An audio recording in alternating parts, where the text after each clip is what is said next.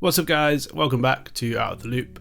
So in this video we're going to be going over some industry secrets and kind of things that you don't really learn about on YouTube or I don't know, it's kind of hard to search some of these things and they just pop up and they can get a bit annoying, or you know, you didn't expect them, and there's some of them are just going to be kind of like bad things that happen in the music industry that maybe you didn't like prepare for or think about, and it's not really to name or shame any labels in particular. It kind of happens across the board, but it's good to know about these things beforehand, before you get involved with releasing music with labels and things like that.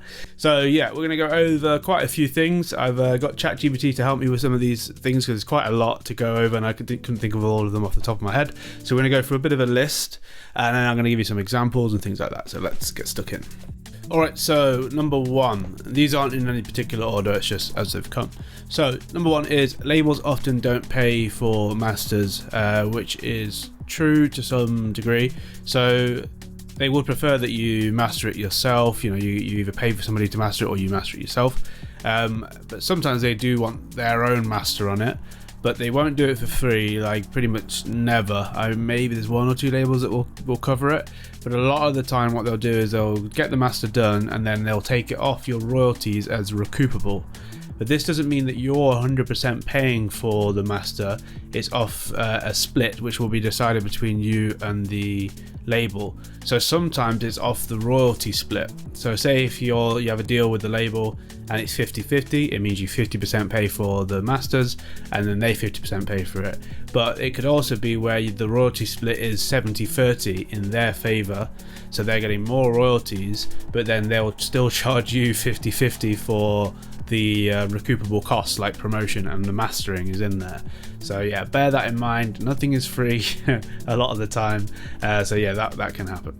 What I would suggest with the mastering is either you do it yourself, like learn how to master over time. It will take a bit of time, or reach out to people that can do mastering. I do mastering, but there's many people out there that can do mastering for you, and try not to get charged an arm and a leg, because usually it will be cheaper than what the label will do it for. Okay. So the next one is royalty splits can vary. I kind of just went over that a little bit, but yeah, the labels sometimes push for more than the standard artist share. So you will never ever get more than 50% of a royalty split, and this could be across publishing and your master recording split. So there's usually two types of royalties that you need to think about. It's publishing and then the master, I think it's master recording, and that will vary. The publishing usually is 50-50, or sometimes you get more. If you do like a publishing deal, you can sometimes get more. Like I'm on one now and I get like 70+% on it. I think 75% of the publishing split. With the standard like master recording split, which is like where most of the royalties come from, so the publishing is like things like sync, and so if you get your song onto films and things like that, or games, that's the publishing side of stuff. But the other one, the master recording split, which is the main one, which is from like streams and downloads and stuff like that, that one, the label will try to get more than you. So they'll usually offer you less than 50%. Sometimes it can be as low as 20%. And I'll be honest with you, I'm not going to name any labels, but the higher up you go, usually the lower the split you'll get.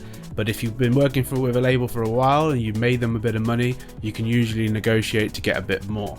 That's all I'll say. So like the bigger artists on some of these labels are actually getting 50-50 because they're showing that they can make money for the label. Number 3, payment timeline. So this is your royalties do take quite a long time to get to you. It does vary from label to label. Some labels are really quick and it's great, and they can pay you every month. Say for example, Monster Cat Silk, they are great. They pay you every single month, and that's pretty much the only label that does that. Every other label that I've worked with will pay you sometimes just twice a year or sometimes once a year, and they can be really late with some of the royalties. Like it can take a long time for them to collect them, just for whatever system they have in place. It takes a while. So yeah, be prepared to wait sometimes 6 months to a year to see your royalties, if any. So don't count on royalties for a good salary, put it that way. So yeah, let's go to number 4. Okay, so number 4, this isn't so much of like a, I don't know, industry secret or something like that. It's more of just one of those things that you maybe didn't think about and that you need to do, and you don't know how to do it. So it's what the labels ask for once you sign the music to them. So they'll ask for like a pre-master, and they'll maybe ask for stems and things like that, and maybe there's certain conditions of the audio that they want and all that stuff. So I actually have an email here, and this is kind of a typical request from every label. They ask for the same kind of thing. So I've got this here from Colorize, and so once you sign a track to them, they send you this, and so they're saying please send a pre-master file. So this is a WAV file, and it's 24-bit 48 kHz.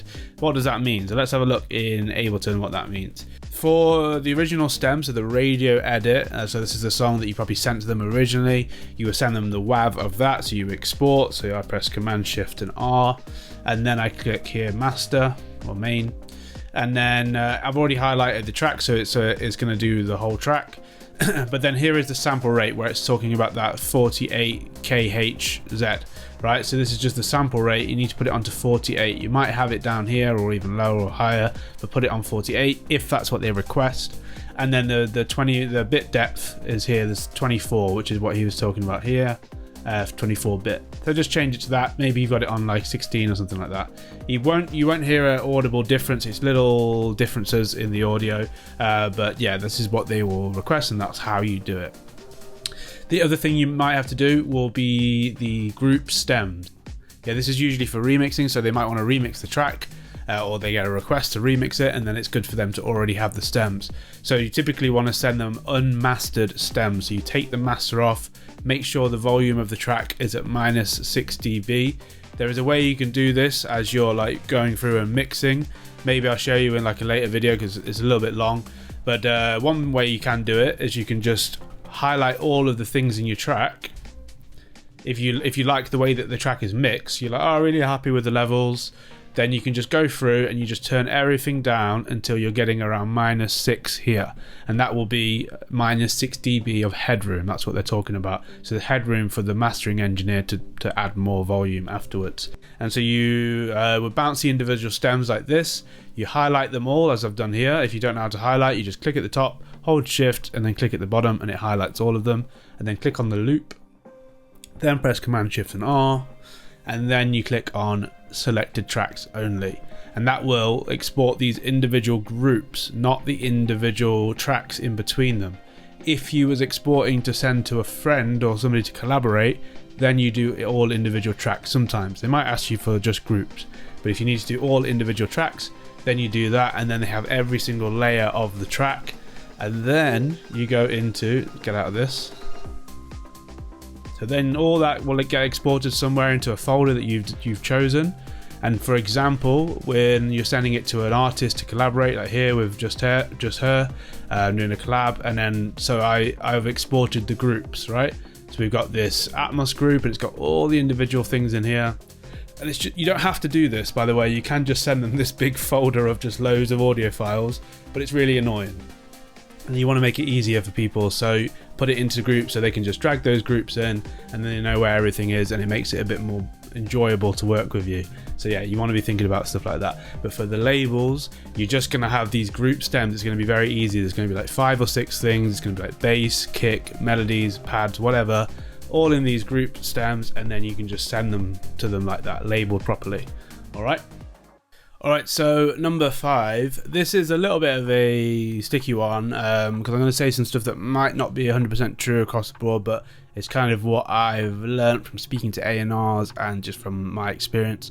But it's that services like Label Radar or Submit Hub are not the greatest way to get in front of like the bigger labels.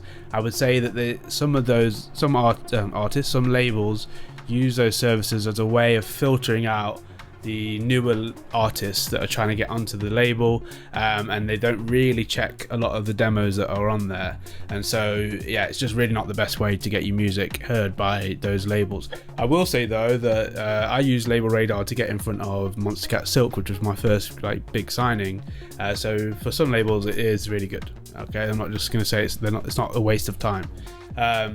So the best way to get in front of labels is through email addresses. It isn't easy to get an email address because a lot of the A&Rs don't want you to have their email. They usually want to find the artist themselves. But if you do some networking, either online or but the best thing is if you can go to gigs. So say if you're trying to get onto Unjunideep, for example, try to get yourself to an Unjunideep gig.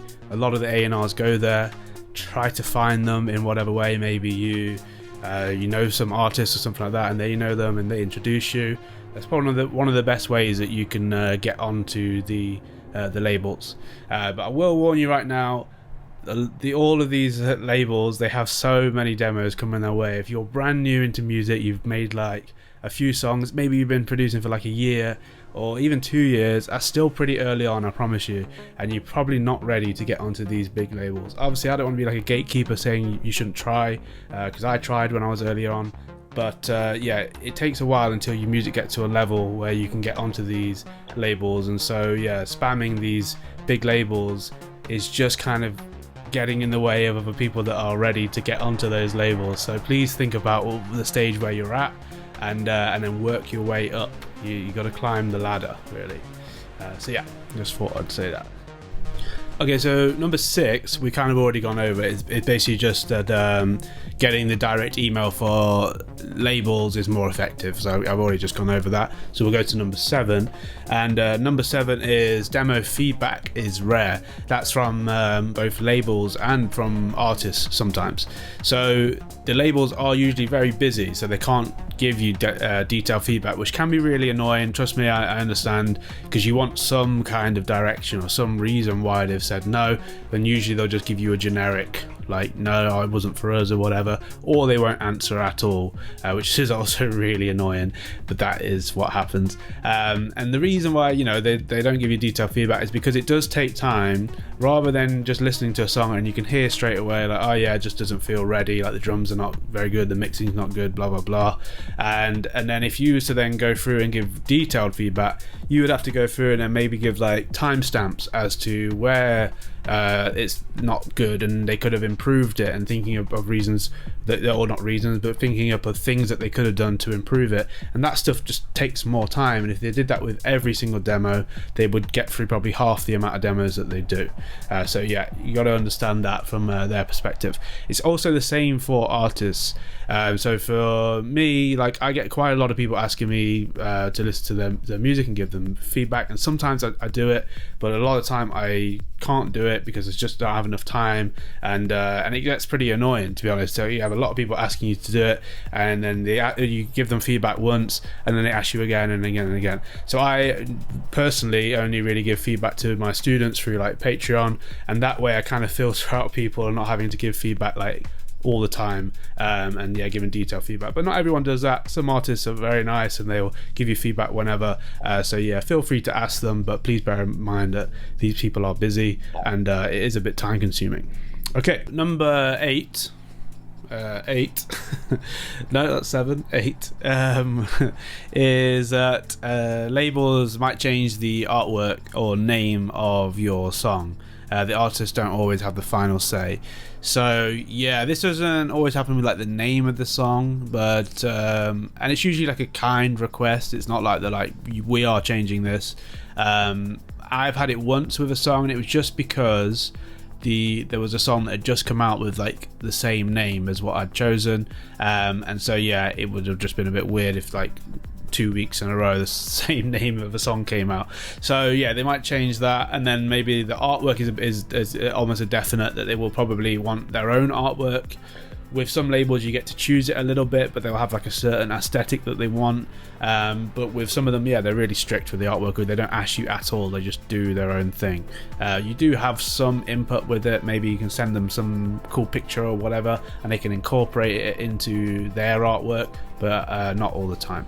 Number 9 is exclusivity clauses in contracts. So I'm actually in one now with Unjunideep, and quite a few people get into them because you get benefits for doing that. So you know, you maybe get an advance, or maybe you get to go onto some of their shows and things like that. And the way that exclusivity works, it can work in 2 ways, or maybe there's more than 2 ways, but say for me the way that it's working is I have a first refusal deal with them. So everything that I make goes through them first, and then if they don't like it, they can say no, and then I can send it somewhere else. Another exclusivity thing is if you completely are only allowed to release with them, so you're not allowed to sign your music anywhere else, which I would say is a lot more strict, and if you do that, then you need a lot more benefits for doing so, because it can be quite limiting. And say I've heard like some stories of people that have like fell out with the label after they're in an exclusivity contract, and they've had to start a whole new alias because that label will refuse to release music with them, which is like, you know, completely damaging their career. So just be careful. Obviously this doesn't always happen, it can be rare, but just bear that in mind. It can be a risky one. So yeah, that's all on that. Number 10 is advances are recoupable. Yeah, so if you get an advance off a label, it isn't free money, it is recoupable, which means that any royalties you get after that advance are going to pay off that advance from your royalties. So you could end up never paying off the advance, and maybe they will ask for it over a certain period of time, it will say in the contract. But I think quite a lot of labels just take it as a loss. I kind of looked some of this up, and yeah, you know, if it's like 20 years, like in the contract of it being recoupable, after those 20 years, I think a lot of the time they just, okay, this is a loss, and they don't ask for the money back. But don't 100% quote me on that. It's just in some cases that can happen, and in some cases they'll ask for the money back. Obviously it depends on the amount. Okay, number 11 is that you are not guaranteed to get onto playlists even when you sign with like bigger labels. So the playlists are like the ones that you can see here, which is like the Deep House Relax, which is a big one from on Spotify. So Spotify has like loads of editorial playlists, and Apple also have them, and they're like these big playlists that not everybody, but loads of people follow, like multiple millions of people follow. So if you get your songs into those playlists, you will get a lot of streams, like multiple millions of streams. I've got a couple of songs in like this one in particular, and funnily enough, the songs that are in there are from a label called Hathor, which is a really small label, right? It's not like the bigger ones I've been on. And so yeah, I got onto there, and it was kind of a bit of luck, maybe. I don't really think that he personally knew anybody at Spotify. Well, he's told me that he didn't know anybody personally there. It's just sending it off and then hoping that it gets on there, and that's what most of the labels are doing. Yes, some of them may have a little bit of a connection, but a lot of the time it still doesn't guarantee you to get onto those playlists. So all I would say, if you care about this kind of stuff, like, you know, streams and things like that, maybe some of the labels that you can work with, they will have their own playlist, or build your own playlist and start building that up, and then gonna guarantee you're gonna get at least a little bit of success on your songs. Or, you know, if you don't care about any of that stuff, just be happy that you're releasing music. Alright, we're back. Well, nothing's changed for you, but there's actually been a few days that have passed because I had to go do some stuff. But let's continue on with the list. We are on number 12. So number 12 is sometimes the promo budget can be tiny or non-existent. So yeah, this is where you release a song with the label, but then they don't really actually promote it at all, or they do. Their level of promotion is that they put it onto, you know, the platforms like Apple Music, Spotify and stuff like that, but anyone can do that. So it's not great when that happens, because it means, like, you know, there's no point in them really being involved in your song, because they don't have a fan base, or maybe they don't have a promo budget. Then, you know, what's the point there? And that does happen. There are some labels that are like that, and it sucks. So you kind of have to look out for that, and the way you look out for that is you just check their past releases, and you check maybe on Instagram, you check TikTok, YouTube, see if they do any mixes, see if they do have like a DJ campaign on things like InFlight. That's like a mailing thing. And then you just check what they're doing. Like, if they're just releasing the songs and then crossing their fingers and hoping that it gets onto a big playlist, that's not really a good label that you want to be getting with, because there's like no point really. But yeah, what can also happen is there can be a decent promo involved, but then they can charge you for it. Not 100%, it will be taken off the royalty split, as I mentioned before. And so yeah, that will happen, you know, so the label aren't taking 100% of the risk by spending whatever, £1,000 on every release. And if they have a lot of releases, like several releases a week, you know, they're going to be massively in debt if they don't try to recoup any of that back. So just bear that in mind as well. So yeah, that happens. All I would say also is just try to get into promoting your stuff yourself. I know it sucks, doing content is really annoying, and it's just the way that it is nowadays. Unfortunately, you do need to kind of show your face and get creative in that side of things, not just with the music, because it can really help with the music. So yeah, enough of that. Let's go on to number 13. So communication can be slow. Yeah, I've kind of gone over this with everything. Things take a long time. You have to be patient, even with just like waiting to hear when a song will come out, or waiting to see if they like the song, or getting feedback, or just every little stage can take time, and communication can be slow just because usually they're so busy, they have a lot going on. It's not personal a lot of the time. It's just trying to manage, so many artists trying to get onto labels. So yeah, be patient, be prepared to wait up to 6 months, up to a year sometimes, depending on the label. But typically I would say that most labels are really good and they answer within a week or 2 weeks. And if it takes over 4 weeks, my rule of thumb is that that's when you can message them. If you're waiting over a month, you can send them another email and say, hey, what's going on with this? All right. This one, number 14. So labels can sign tracks and then shelf them, so never release them. This has happened to me a few times. It does suck. It can be pretty annoying.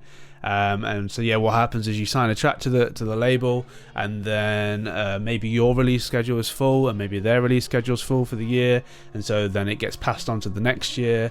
And then when that amount of time has passed, maybe they've like lost interest in the record or something like that, or it gets forgotten about, or things have changed, like the label's sound is kind of changing or whatever.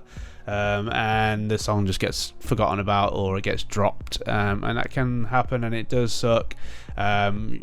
Usually that won't really happen because your release schedule won't be so full, so try not to fill your release schedule and then keep sending music. So it's not really going to be a problem for most of you, but it can happen. 15 now. So yeah, this is the last one. So metadata mistakes. This one is not super common, but it can happen when you're very early on in releasing, because you don't have a name out there or whatever, and maybe they misspell your name. Maybe your song gets released onto a similar name or the same name, but it's not you. And this doesn't take long to fix, so I wouldn't worry about it too much. You can just notify the label, or you notify Spotify, and then they'll change it. And it can take maybe a month or maybe less. It does suck because obviously you're happy that you've just released a song, and then you can't really tell anyone because it's like, oh well, it's not even on my name. But it will get fixed, and then I wouldn't worry about payment, because as I said, payment could take a while. So by the time you fixed your Spotify thing, the payment should be the payment should be all good. So yeah, I won't worry about that too much. All right, so that is the list of mostly cons with working with labels, and like just things in the industry that you kind of need to know about. After all this, you might be thinking, well, why the hell would I even sign with a label? It sounds terrible, because I've just been badgering them for the last 20 minutes.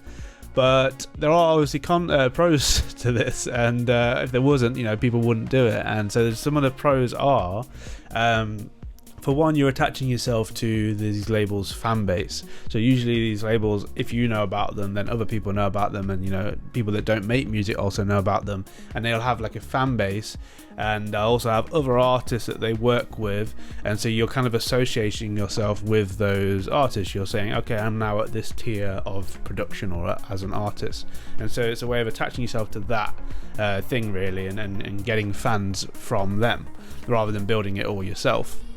Also, there's like a bit of a community with labels. You release on a label, and then maybe you go to things like ADE or like events, or even the labels events, and you meet the other artists that are also on those labels. And it's really nice to meet other producers, other like-minded producers that are going through the same thing, and you build a bit of a community, or you all get to know each other. And it's really nice. So there's that side of it. There's also labels have an entire team behind them. There's a whole staff, and usually buildings where you can go and see them, and they're all there to try to support your music really. They all they want you to be successful, because it means they can be successful. So it's nice to have a team behind your music, not just you. So yeah, that's another pro to it. And then another big pro, but not with all labels, is just with a few of them, is the events. So if they have events, you get invited to go to play at their events, and it can be amazing. It's some of the best things you'll do. It's like playing for Juno Deep and stuff. That's some of the highlights of my career and life, because I get to meet people as well that like the fans, and they have like such amazing venues. So yeah, there's some real nice moments from doing the events with the labels. And then the last thing is just like the pitching to like radio stations and to like sync deals, so like movies and games and things like that. There are things that the labels will also take care of. You could absolutely do all that yourself. It just takes a very large amount of time and sometimes money, and so then you're putting up money up front, and then you can end up not making any of that back. But the label will usually put that money up front if it costs them to whatever, pitch to something or to DJs or whatever. They'll pay all that, and then they're taking the major risk, really, because you know they will maybe recoup some of that back off you, but it will take such a long time, and sometimes it never happens. So they end up with a loss, and that happens probably a lot of the time for them. So yeah, just bear that in mind. So yeah, there are obviously pros to signing with labels, and yeah, there's cons as well, and you should just know about those things, and that's why I did this video. So yeah, I hope this was helpful for you guys. If it was, let me know in the comments. Also subscribe, obviously, if you like this content, and I'll catch you in the next video. Peace.